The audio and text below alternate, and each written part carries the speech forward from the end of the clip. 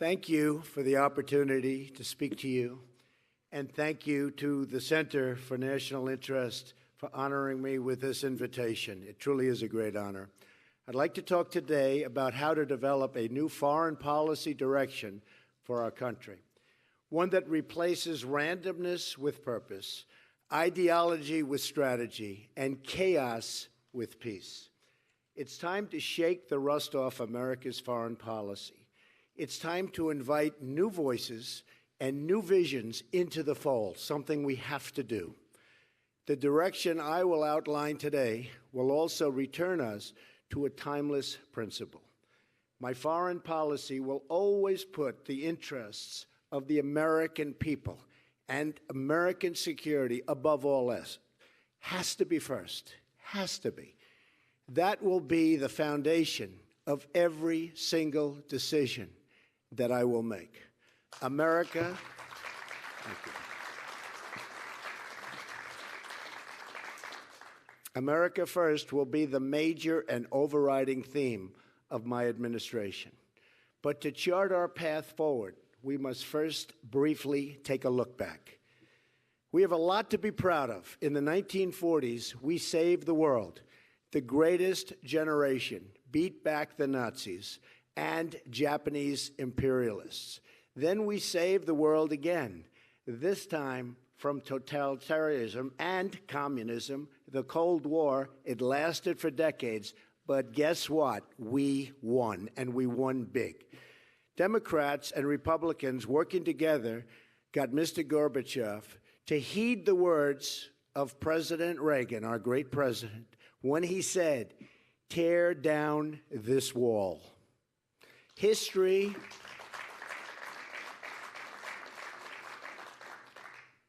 will not forget what he did. Very special man and president. Unfortunately, after the Cold War, our foreign policy veered badly off course. We failed to develop a new vision for a new time. In fact, as time went on, our foreign policy began to make less and less sense. Logic was replaced with foolishness and arrogance, which led to one foreign policy disaster after another. They just kept coming and coming. We went from mistakes in Iraq to Egypt to Libya to President Obama's line in the sand in Syria. Each of these actions have helped to throw the region into chaos and gave ISIS the space it needs to grow and prosper. Very bad. It all began with the dangerous idea that we could make Western democracies out of countries that had no experience or interest in becoming a Western democracy. We tore up what institutions they had, and then were surprised at what we unleashed. Civil war, religious fanaticism, thousands of Americans and just killed, lives wasted, horribly wasted. Many trillions of dollars were lost as a result. The vacuum was created that ISIS would fill. Iran, too, would rush in and fill that void, much to their really unjust enrichment. They have benefited so much, so sadly for us. Our foreign policy is a complete and total disaster. No vision, no purpose, no direction, no strategy. Today, I want to identify 5 main weaknesses in our foreign policy. First, our resources are totally overextended. President Obama has weakened our military by weakening our economy. He's crippled us with wasteful spending, massive debt, low growth, a huge trade deficit, and open borders. Our manufacturing trade deficit with the world is now approaching $1 trillion a year. We're rebuilding other countries while weakening our own. Ending the theft of American jobs will give us resources we need to rebuild our military, which has to happen, and regain our financial independence and strength. I am the only person running for the presidency who understands this, and this is a serious problem. I'm the only one, believe me, I know them all. I'm the only one that knows how to fix it.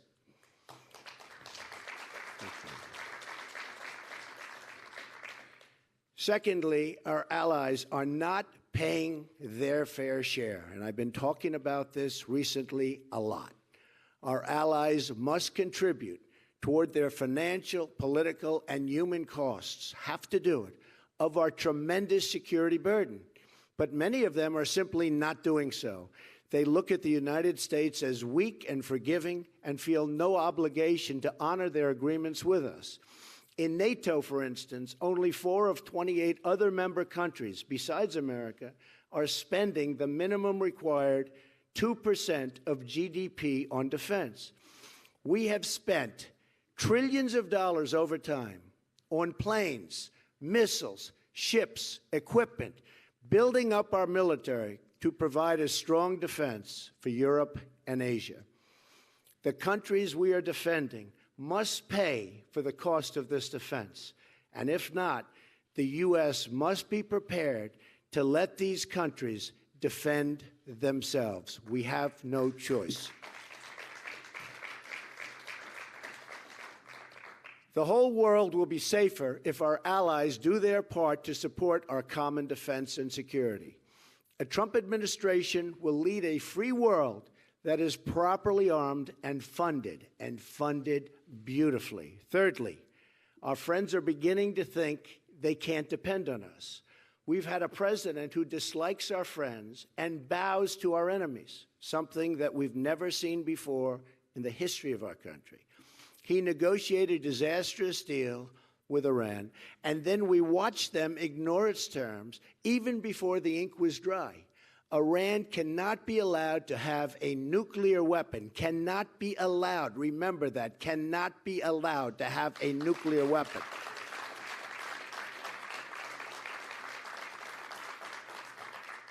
And under a Trump administration, will never, ever be allowed to have that nuclear weapon.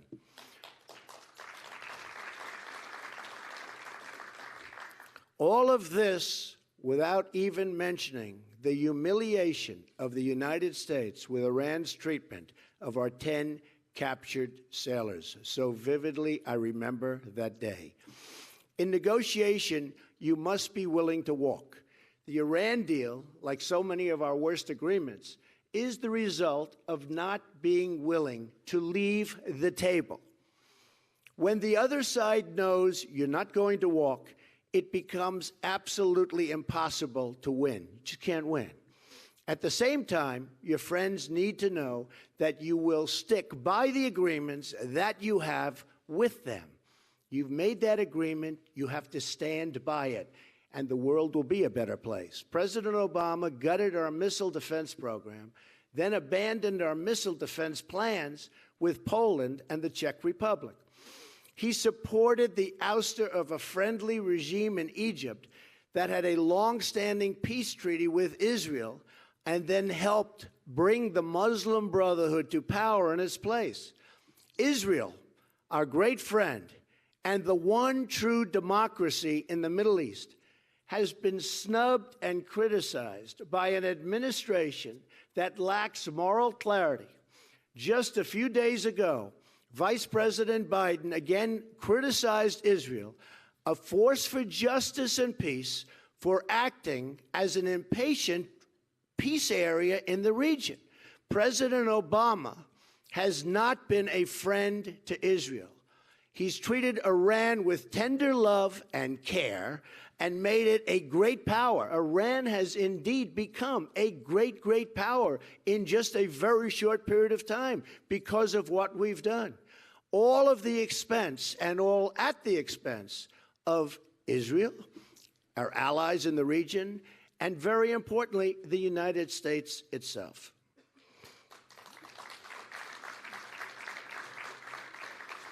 We've picked fights with our oldest friends, and now they're starting to look elsewhere for help. Remember that. Not good. Fourth, our rivals no longer respect us. In fact, they're just as confused as our allies. But an even bigger problem is that they don't take us seriously anymore. Truth is, they don't respect us. When President Obama landed in Cuba on Air Force One, no leader was there, nobody, to greet him. Perhaps an incident without precedent in the long and prestigious history of Air Force One. Then amazingly, the same thing happened in Saudi Arabia. It's called no respect, absolutely no respect. Do you remember when the president made a long and expensive trip to Copenhagen, Denmark, to get the Olympics for our country? And after this unprecedented effort, it was announced that the United States came in fourth place. The President of the United States making this trip, unprecedented, comes in fourth place. He should have known the result before making such an embarrassing commitment. We were laughed at all over the world, as we have been many, many times. The list of humiliations go on and on and on. President Obama watches helplessly as North Korea increases its aggression and expands further and further with its nuclear reach. Our president has allowed China to continue its economic assault on American jobs and wealth, refusing to enforce trade deals and apply leverage on China necessarily to rein in North Korea. We have the leverage, we have the power over China, economic power, and people don't understand it. And with that economic power, we can rein in and we can get them to do what they have to do with North Korea, which is totally out of control. He has even allowed China to steal government secrets with cyber attacks and engage in industrial espionage against the United States and its companies. We've let our rivals and challengers think they can get away with anything, and they do. They do. At will, it always happens. If President Obama's goal had been to weaken America, he could not have done a better job. Finally, America no longer has a clear understanding of our foreign policy goals. Since the end of the Cold War and the breakup of the Soviet Union, we've lacked a coherent foreign policy. One day we're bombing Libya and getting rid of a dictator to foster democracy for civilians. The next day, we're watching the same civilians suffer while that country falls and absolutely falls apart. Lives lost, massive monies lost.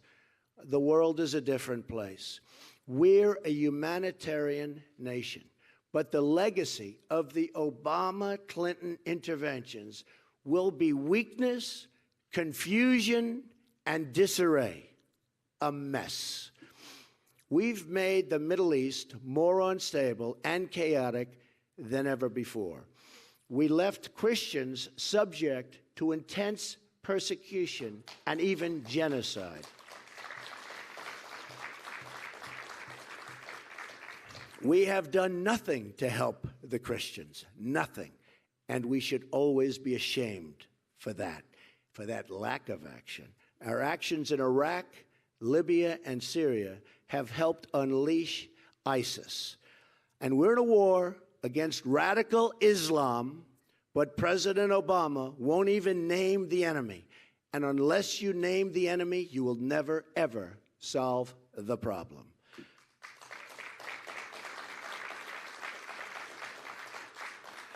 Hillary Clinton also refuses to say the words radical Islam, even as she pushes for a massive increase in refugees coming into our country. After Secretary Clinton's failed intervention in Libya, Islamic terrorists in Benghazi took down our consulate and killed our ambassador and 3 brave Americans. Then, instead of taking charge that night, Hillary Clinton decided to go home and sleep. Incredible. Clinton blames it all on a video, an excuse that was a total lie, proven to be absolutely a total lie. Our ambassador was murdered, and our Secretary of State misled the nation. And by the way, she was not awake to take that call at 3 o'clock in the morning. And now ISIS is making millions and millions of dollars a week selling Libya oil. And you know what? We don't blockade, we don't bomb, we don't do anything about it. It's almost as if our country doesn't even know what's happening, which could be a fact and could be true. This will all change when I become president. To our friends and allies, I say America is going to be strong again. America is going to be reliable again. It's going to be a great and reliable ally again. It's going to be a friend again. We're going to finally have a coherent foreign policy based upon American interests and the shared interests of our allies.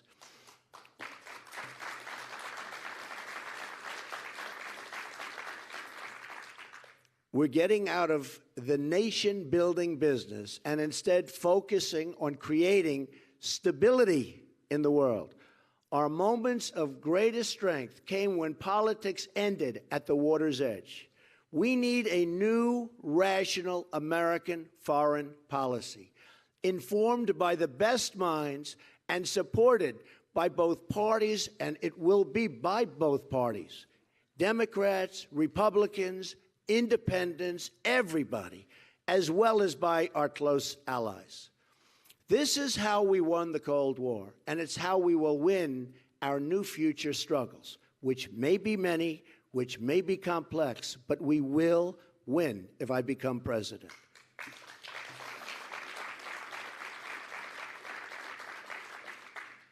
First, we need a long-term plan to halt the spread and reach of radical Islam.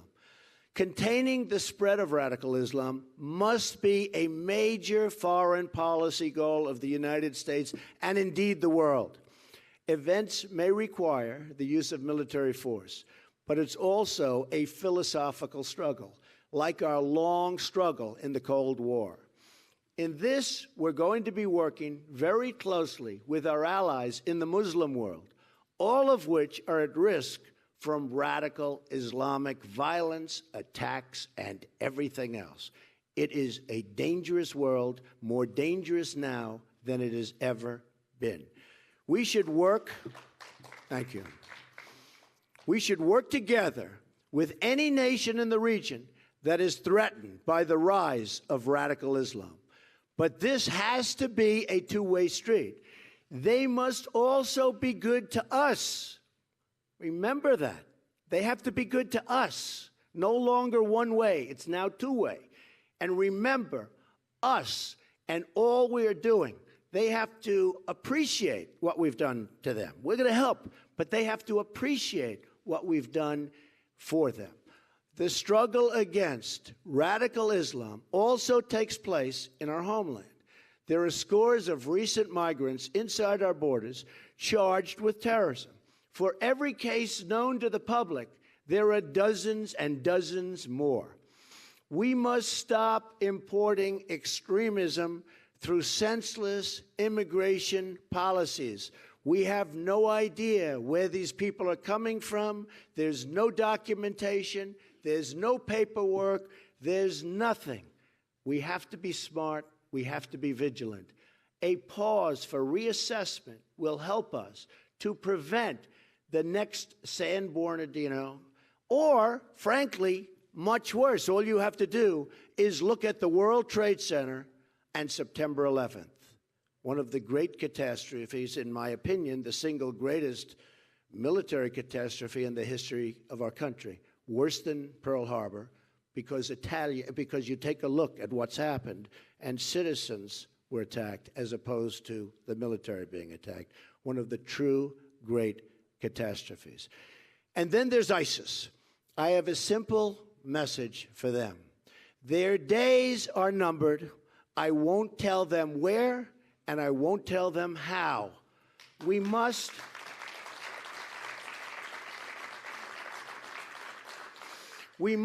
as a nation, be more unpredictable. We are totally predictable. We tell everything. We're sending troops, we tell them. We're sending something else, we have a news conference. We have to be unpredictable.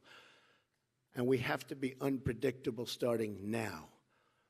But they're going to be gone. ISIS will be gone if I'm elected president, and they'll be gone quickly. They will be gone very, very quickly. Secondly, we have to rebuild our military and our economy. The Russians and Chinese have rapidly expanded their military capability, but look at what's happened to us.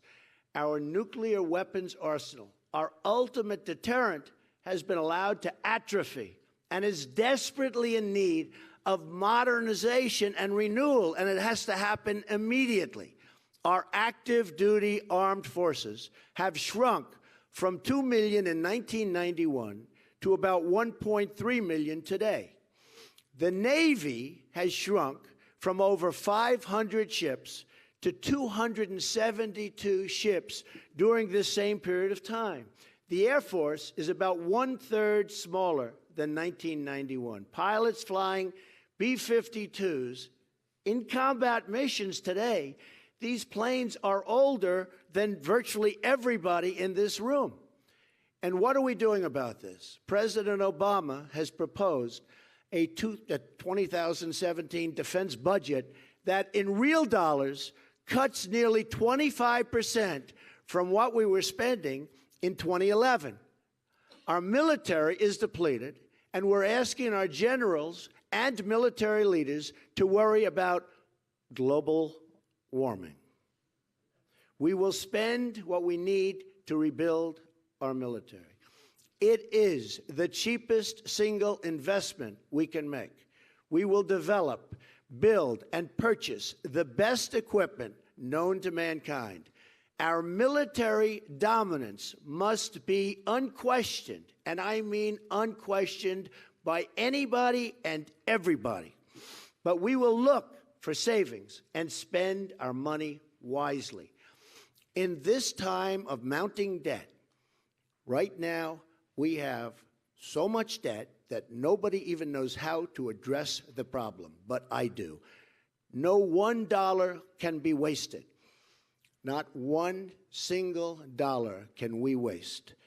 We're also going to have to change our trade, immigration, and economic policies to make our economy strong again and to put Americans first again. This will ensure that our own workers, right here in America, get the jobs and higher pay that will grow our tax revenues, increase our economic might as a nation, make us strong financially again. So, so important. We need to think smarter about areas where our technological superiority, and nobody comes close, gives us an edge. This includes 3D printing, artificial intelligence, and cyber warfare. A great country also takes care of its warriors. Our commitment to them is absolute, and I mean absolute. A Trump administration will give our servicemen and women the best equipment and support in the world when they serve and where they serve, and the best care in the world when they return as veterans and they come back home to civilian life. Our veterans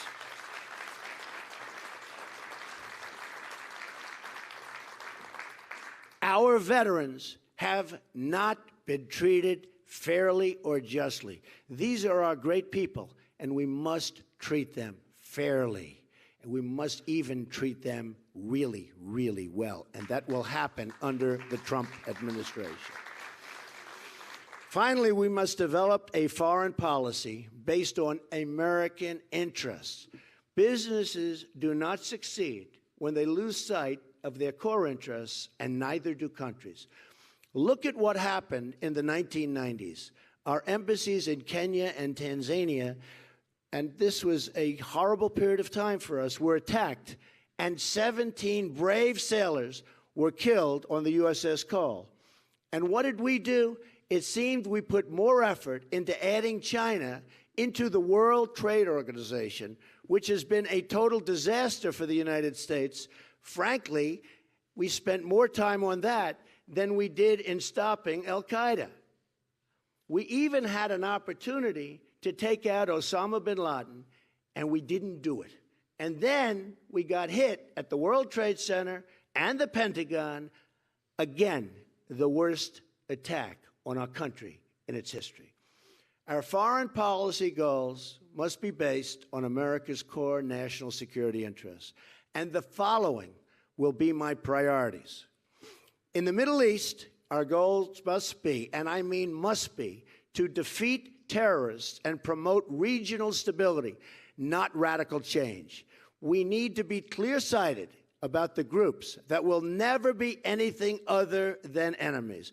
And believe me, we have groups that no matter what you do, they will be the enemy. We have to be smart enough to recognize who those groups are, who those people are, and not help them. And we must only be generous to those that prove they are indeed our friends.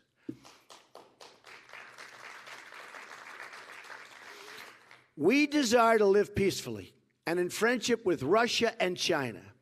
We have serious differences with these two nations and must regard them with open eyes.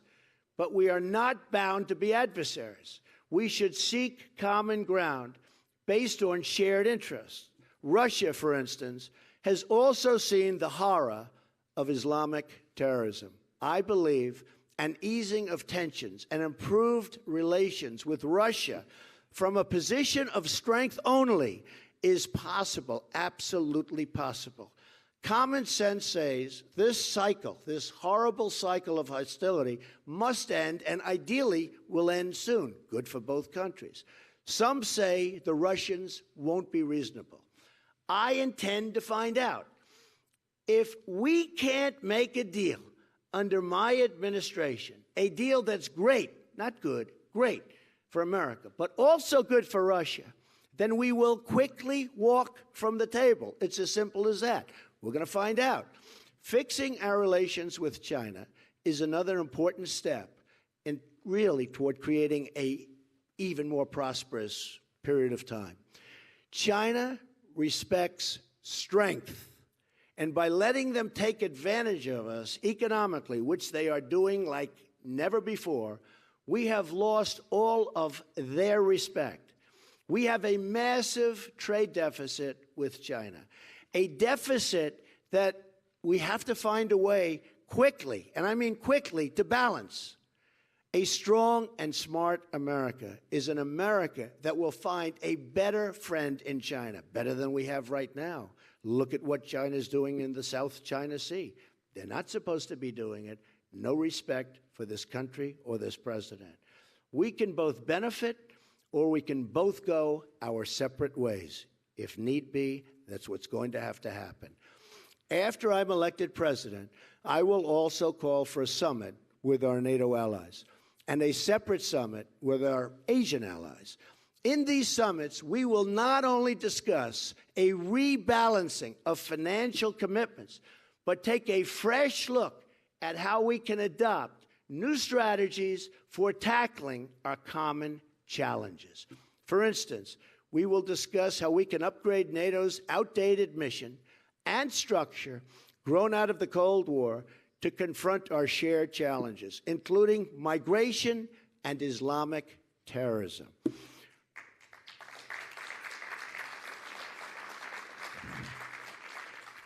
I will not hesitate to deploy military force when there is no alternative.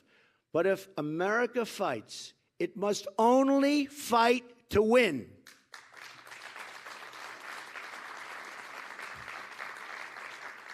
I will never send our finest into battle unless necessary, and I mean absolutely necessary, and will only do so if we have a plan for victory with a capital V.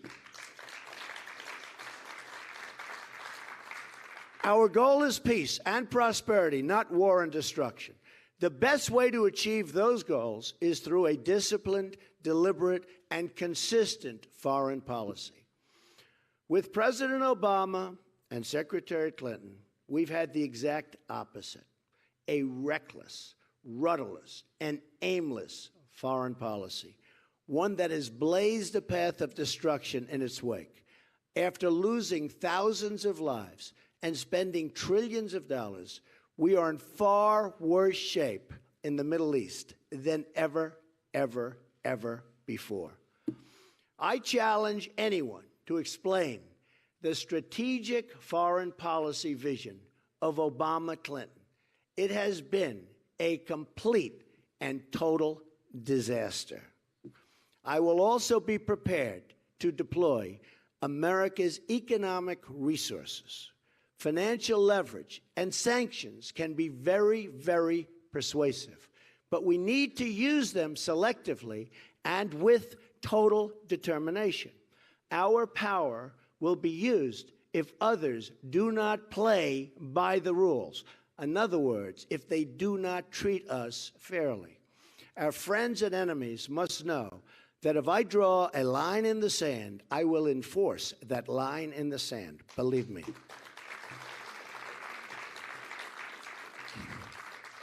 However, unlike other candidates for the presidency, war and aggression will not be my first instinct. You cannot have a foreign policy without diplomacy. A superpower understands that caution and restraint are really, truly signs of strength. Although not in government service, I was totally against the war in Iraq, very proudly, saying for many years that it would destabilize the Middle East. Sadly, I was correct. And the biggest beneficiary has been Iran, who is systematically taking over Iraq and gaining access to their very, very rich oil reserves, something it has wanted to do for decades. And now, to top it off, we have ISIS. My goal is to establish a foreign policy that will endure for several generations.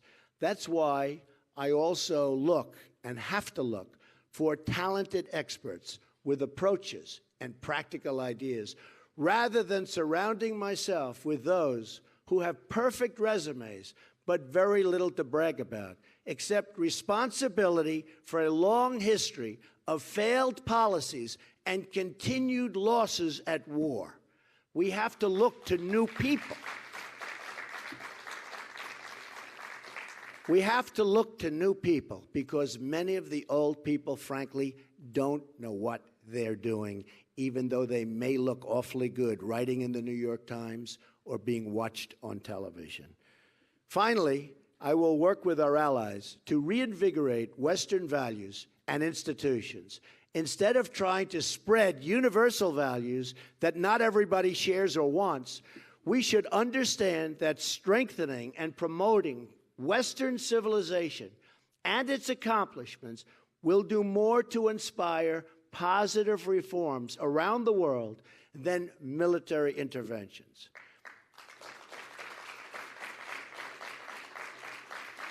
These are my goals as president. I will seek a foreign policy that all Americans, whatever their party, can support, so important, and which our friends and allies will respect and totally welcome. The world must know that we do not go abroad in search of enemies, that we are always happy when old enemies become friends and when old friends become allies. That's what we want. We want them to be our allies. We want the world to be we want to bring peace to the world. Too much destruction out there. Too many destructive weapons. The power of weaponry is the single biggest problem that we have today in the world. To achieve these goals, Americans must have confidence in their country and its leadership again. Many Americans must wonder why our politicians seem more interested in defending the borders of foreign countries than in defending their own. Americans must know that we're putting the American people first again.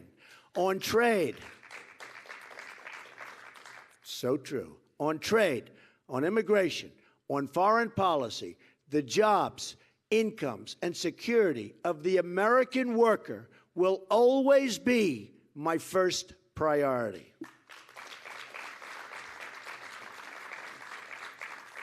No country has ever prospered that failed to put its own interests first. Both our friends and our enemies put their countries above ours. And we, while being fair to them, must start doing the same. We will no longer surrender this country or its people to the false song of globalism. The nation state remains the true foundation for happiness and harmony. I am skeptical of international unions that tie us up and bring America down, and will never enter.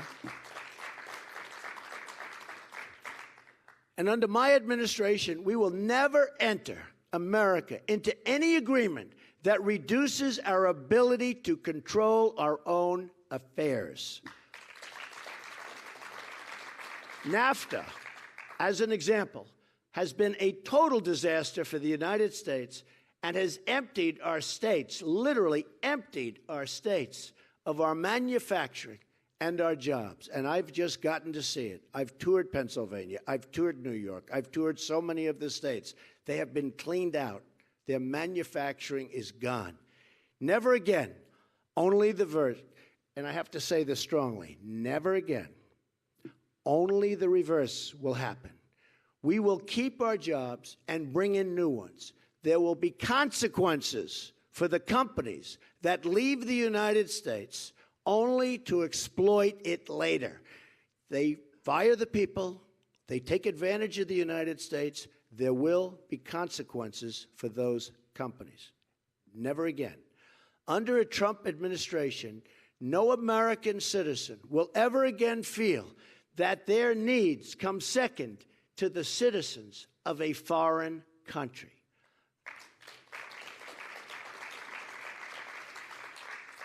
I will view, as president, the world through the clear lens of American interests. I will be America's greatest defender and most loyal champion. We will not apologize for becoming successful again, but will instead embrace the unique heritage that makes us who we are. The world is most peaceful and most prosperous when America is strongest. America will continue and continue forever to play the role of peacemaker. We will always help save lives, and indeed humanity itself.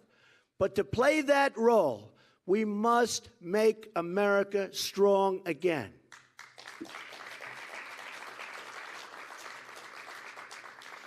And always, always, always, we must make, and we have to look at it from every angle, and we have no choice. We must make America respected again. We must make America truly wealthy again, and we have to, and we will make America great again. And if we do that, perhaps this century can be the most peaceful and prosperous the world has ever known. Thank you very much, everybody. I appreciate it. Thank you. Thank you very much. Thank you.